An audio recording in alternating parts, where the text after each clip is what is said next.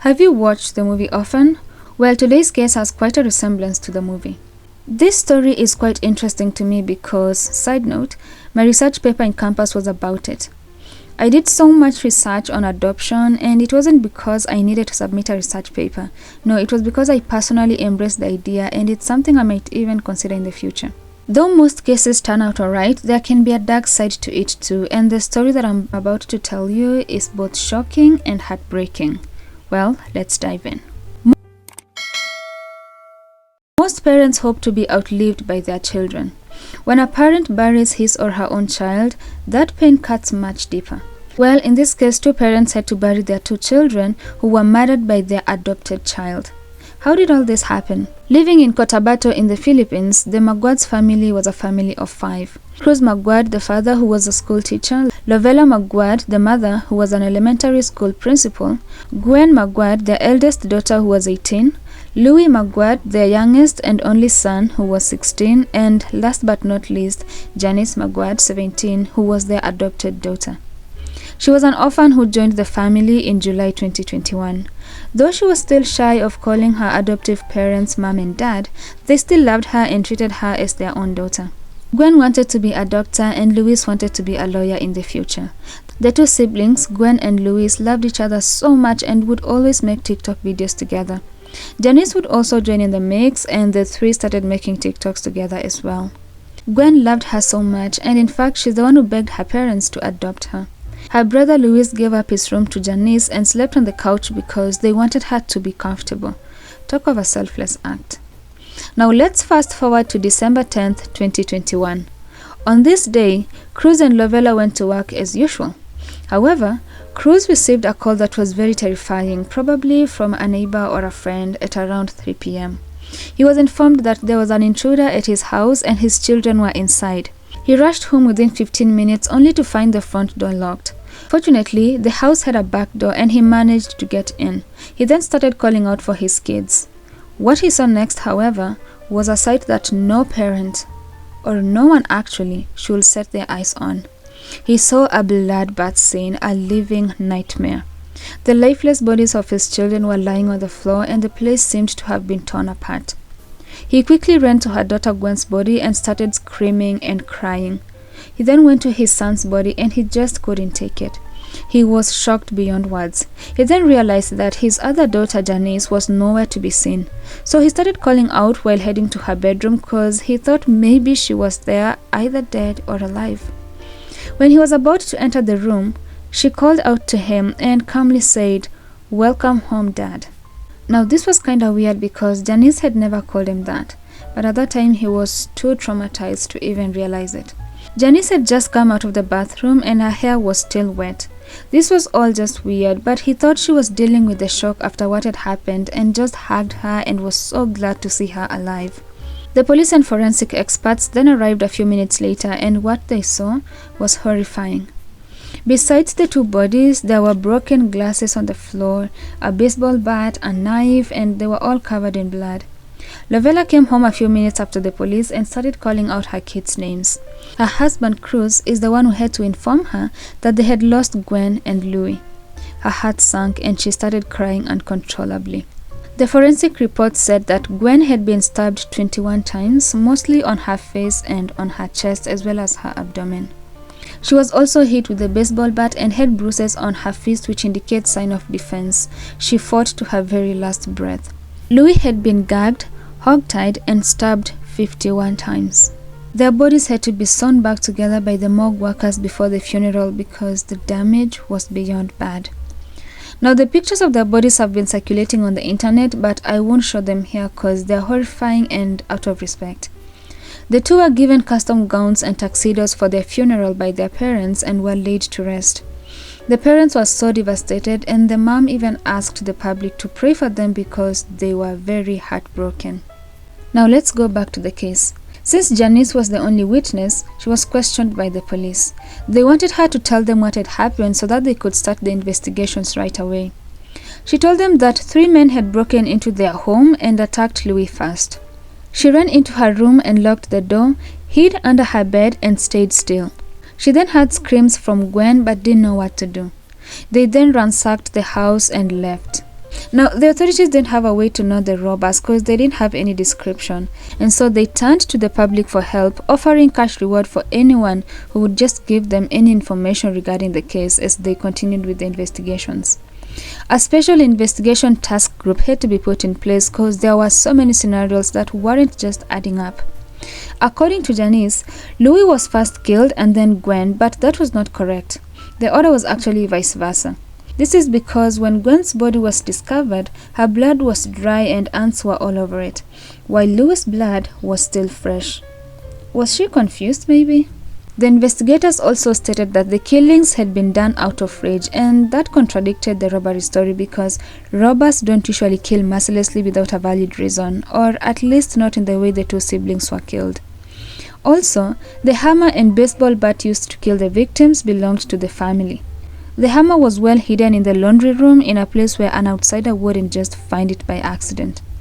The bat was also in Louis's room, which he had given to Janice, and that meant that the killer or killers would have had to go into the room to get it. And since she claimed that she had locked the room when she had the disturbance, suspicion started to build up. How did they get the bat then? Looking further, they realized that nothing had been stolen. They then came to a conclusion that she had been lying to them all along.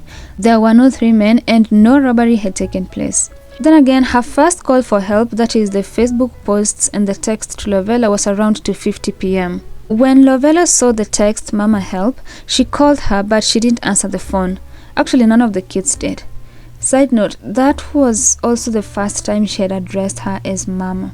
After the autopsy, the police report puts the incident at around 2 p.m. So what was she doing during the 50 minutes? A few hours later, she deleted the posts and posted a condolence message to her siblings who had been murdered.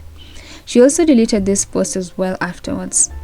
Now, the case was given so much attention by so many people, including netizens. There were so many theories about what could have happened, and the netizens started giving hints of the person they suspected, Janice. And well, in this case, they couldn't have been more right. And since the authorities, as it seemed to the public, weren't acting fast, the hashtag Justice for MAGUAD's siblings started trending, with everyone giving their opinion. Some were supporting the hint that Janice was guilty, while some were on her side, saying that she was innocent until proven guilty. The investigators started to expand their search scope, and at last they found something that was crucial to the case. They found a plastic bag at an irrigation creek that was near the house, like a small pond, and inside the bag were clothes and undergarments covered in blood. They belonged to Janice, and I guess this explains the shower. Now, the person who did it probably assumed that the water would sweep it away, but it stuck on a branch. Her fingerprints were also found on the bat. Fast forward to 16th, 6 days since the murders, and Janice confessed. She was being questioned by the authorities, and she said that she's the one who killed them with the help of a friend. She told the police that she was jealous and angry, and she did it for attention. She wanted to be an only child. I mean, she even called them mom and dad for the very first time. She turned out to not be the sweet, innocent girl, but a jealous and resentful person. She was so angry at Gwen, the person who actually asked her parents to adopt her and who even helped her with her studies, just because her parents gave her so much love. She wanted to replace her. She did not value the love that she was given by the family and the fact that they would even forgive her for all the mistakes that she made. For instance, it said that 2 months after she had been adopted, she stole around $200 from her parents' room. Gwen found the money in her backpack, well hidden, but well, not well enough. But they decided to let it go because they concluded she was just a teenager acting out. Cruz also said that she was almost obsessed with movies, specifically one called The Orphan, and well, maybe this is where she drew her inspiration from. The movie is basically about an orphan, Esther, 9 years old, who was adopted into a family and tried to kill all of them. Just like the MAGUADs, the parents in the movie also had a son and a daughter. Esther's adoptive parents, however, started doing some research on her, and they found out that she had a dark past. The 9-year-old turned out to be a 33-year-old woman who was hell-bent on killing the family. But one of the major differences is that was a movie and this was real life, unscripted. And if you thought that that was all, well, this next piece of information is gonna shock you. It turns out that Janice was not even an orphan. Her biological parents, though separated, were still alive and were identified as Michelle and Juanito Sabil. She also had 3 siblings, some sources say 5, and she's said to be called Christine, and for a while that was the name the media was going with. The family was poor according to her mom, and it might have been the reason why she decided to leave. It's also speculated that she moved from one foster home to another, but no legit information on that matter has been publicized. Maybe she did foster homes and would go back to her real home from time to time. Anyway, her mother apologized to the MAGUAD family for what her child had done, thanked them for taking care of her, and promised to help them get justice for their 2 deceased children.